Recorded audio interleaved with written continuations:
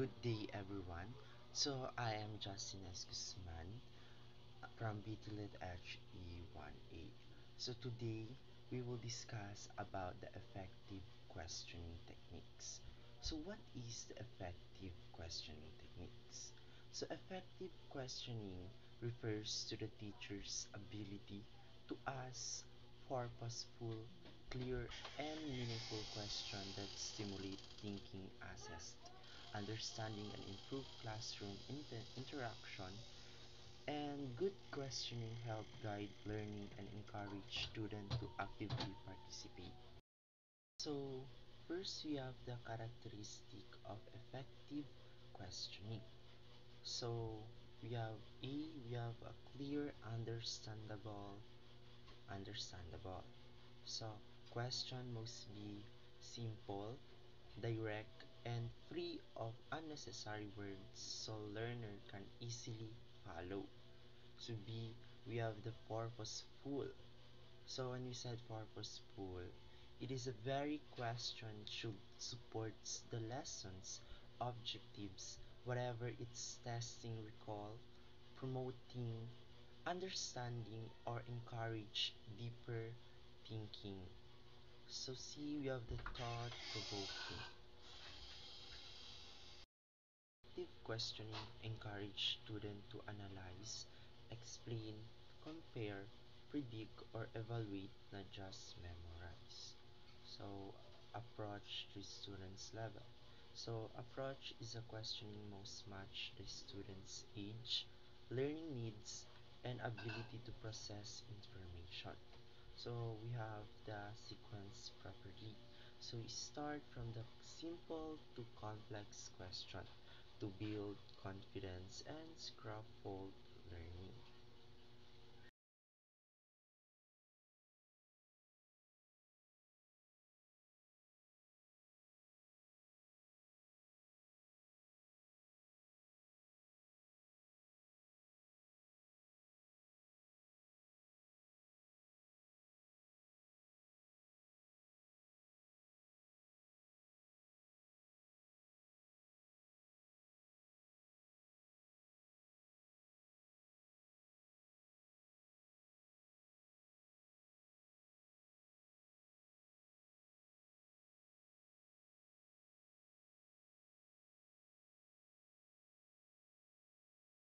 Good day, everyone. So, I am Venice Marie Cudel Santos from Bidlad HE1A. So, today I'm going to explain types of effective questions and the purpose of questioning. So, first, under the types of effective questioning is we have four, which are open-ended question, close-ended questions, proving question, higher order thinking questions, and divergent question. So first, let talk about open-ended question. So when we say open-ended question, it is to encourage explanation and deeper thinking. So it promotes longer or meaningful responses. Like for example, why do you think this solution works? That's how an open-ended question.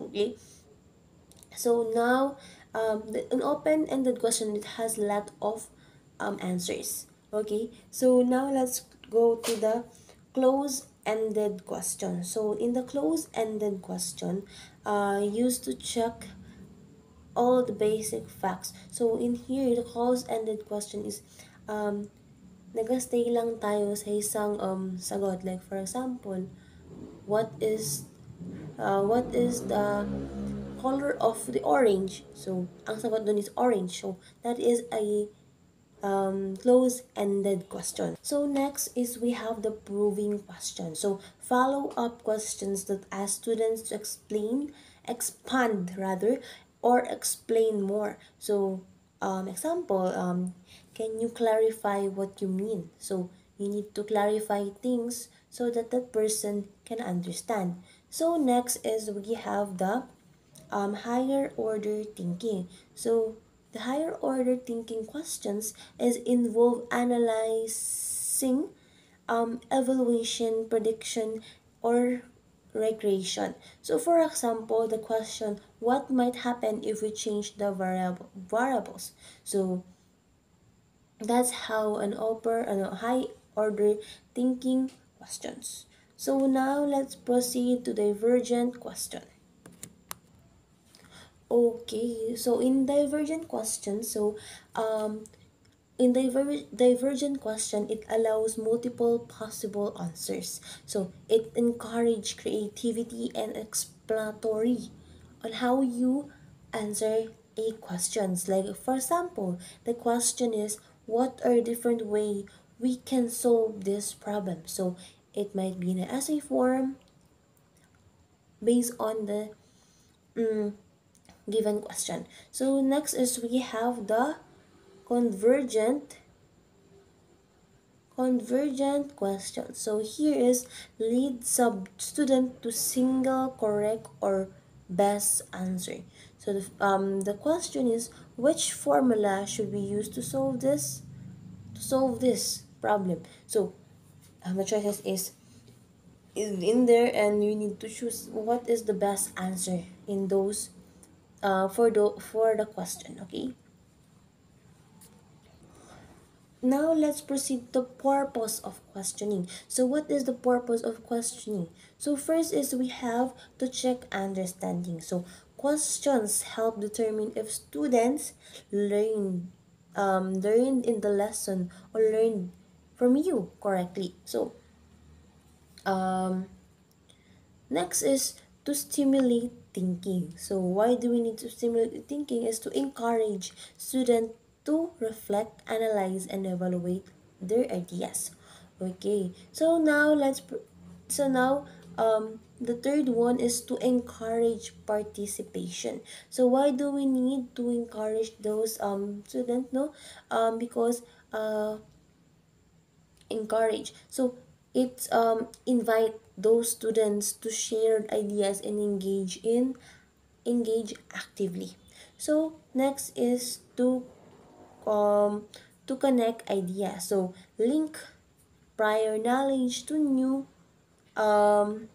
convert knowledge. Okay. So connect ideas. So link prior knowledge to the new concept.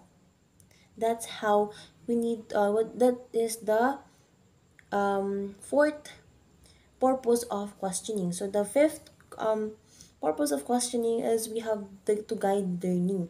So it helps direct the flow of discussions and maintain focus. So that's all for the types of effective questioning and the purpose of. So okay, so we have six types of effective questioning. So first is the open-ended question.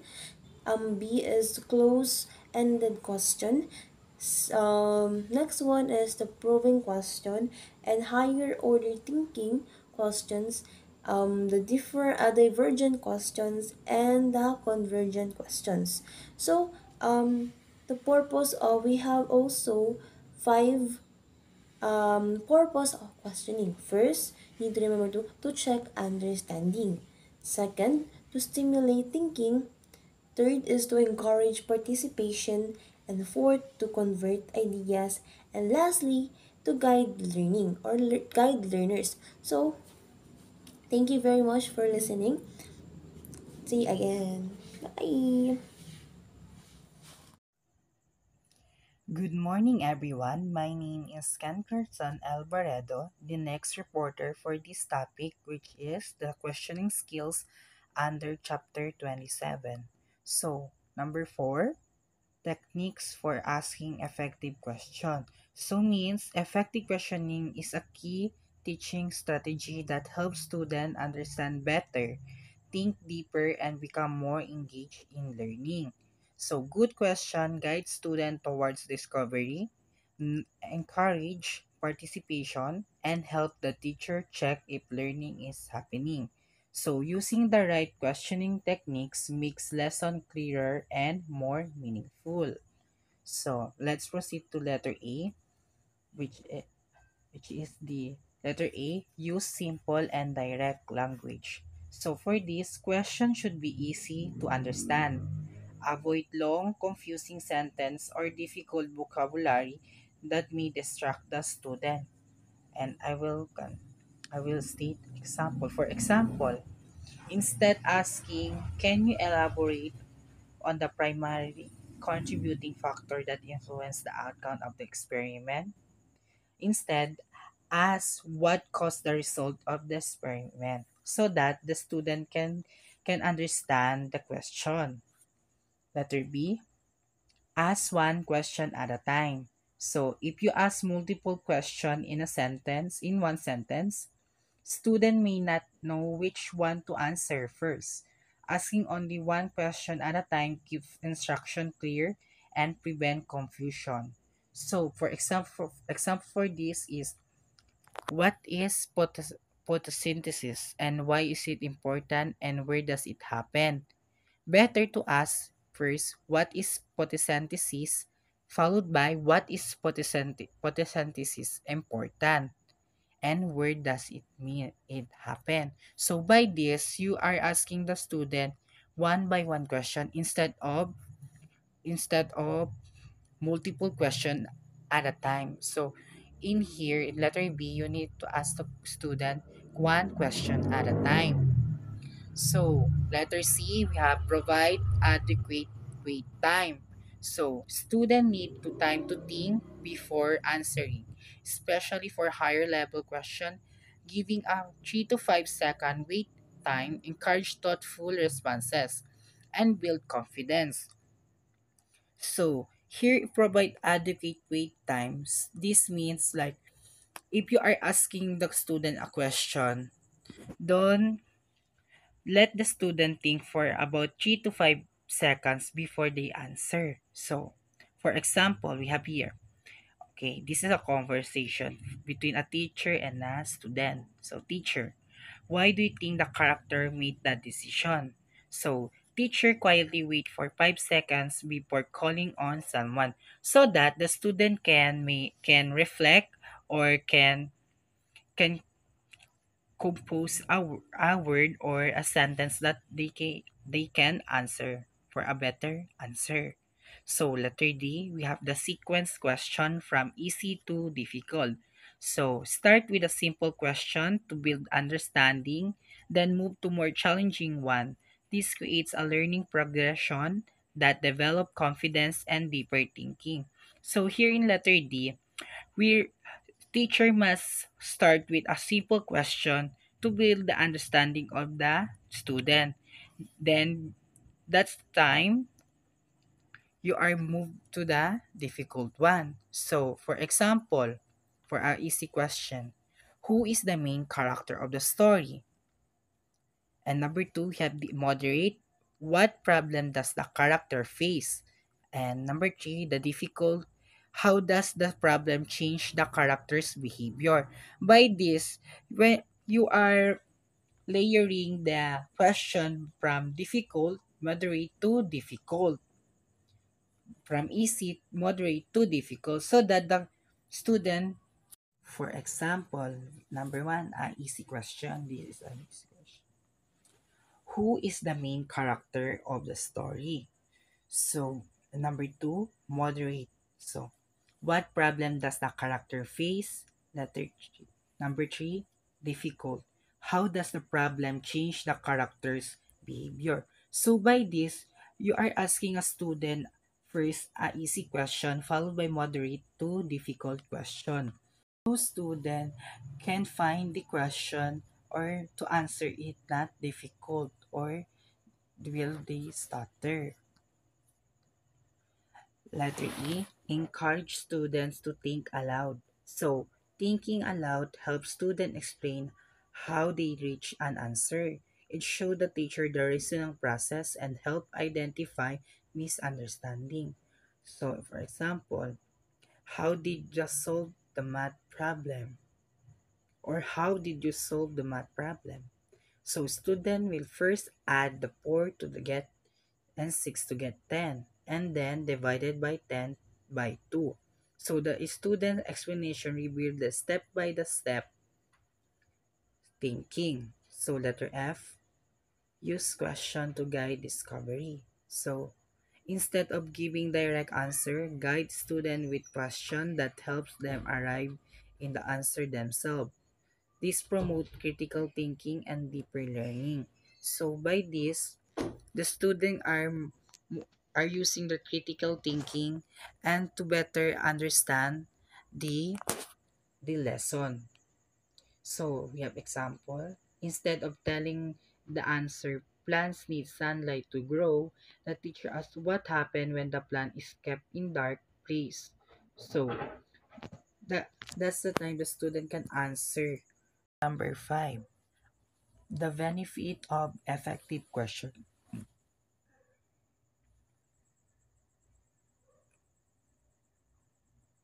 Benefit of effective questioning. Effective questioning is one of the most powerful tools in teaching. It allows teacher to connect with students, check their understanding, and encourage them to think for themselves. When questions are well planned and purposeful, they make the learning process more interactive, meaningful, and engaging. So, the first bullet, the improve student engagement. So asking good question keeps student alert and involved. When learners are asked question, they pay more attention and feel encouraged to participate, especially if the question connects to their own experiences or idea. Now, second bullet, we have enhanced comprehension and retention. So when students answer question, they recall the process information which helps them understand and remember it better. Repeated question also reinforce key ideas. Third bullet, we have develop critical and creative thinking. So by this, the effective questions challenge students to analyze, evaluate, and create new ideas instead of just memorizing. They learn to think deeper and explore different perspectives. Fourth bullet, we have encourages independent learning. So when teacher use questions that guide discovery, students learn how to find answer on their own. It promotes self-direction and curiosity, helping them become lifelong learners. Fifth bullet, we have promotes active discussion. So good questions speak conventions among students. They share ideas, compare opinions, and learn to listen to others. This interaction strengthens communication and teamwork. Last number or last bullet helps the teacher assess learning in real time. So by asking questions, teacher can immediately see if student understand the lesson. If many students answer incorrectly, the teacher know to review or clarify the topic.